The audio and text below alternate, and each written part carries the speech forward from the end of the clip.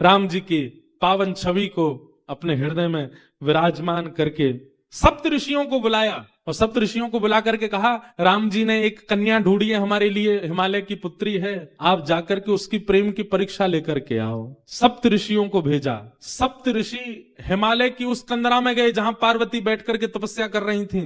सप्त ऋषियों ने जाकर के जैसे ही पार्वती जी को देखा तो कहने लगे, बोले कि ऐसा लगा ही नहीं कि कोई स्त्री बैठी है, कोई कन्या बैठी है, कोई गौरी बैठी है, कोई हिमालय की पुत्री, ऐसा लगा साक्षात तपस्या ही बैठी है। ऐसी तपस्या। सप्त ऋषियों ने पहले तो देख करके आनंदित हो गए, लेकिन कहा कि महादेव की आज्ञा है। सप्त ऋषियों ने जाकर के परीक्षा ली। बोले, बताओ ए कन्या, तुम यहां बैठ करके क्यों तपस्या कर रही हो? तुम्हारी तपस्या का कारण क्या है? पार्वती जी कह रही हैं, मेरे गुरु नारद ने आकर के जिनके वर्ण के लिए मुझे आज्ञा की है, मैं उन्हीं महादेव की प्राप्ति के लिए यहां तप कर रही हूं, उन्हीं महादेव की प्राप्ति के लिए यहां बैठी। पार्वती जी की बात सुनकर के सप्त ऋषि हंसने लगे।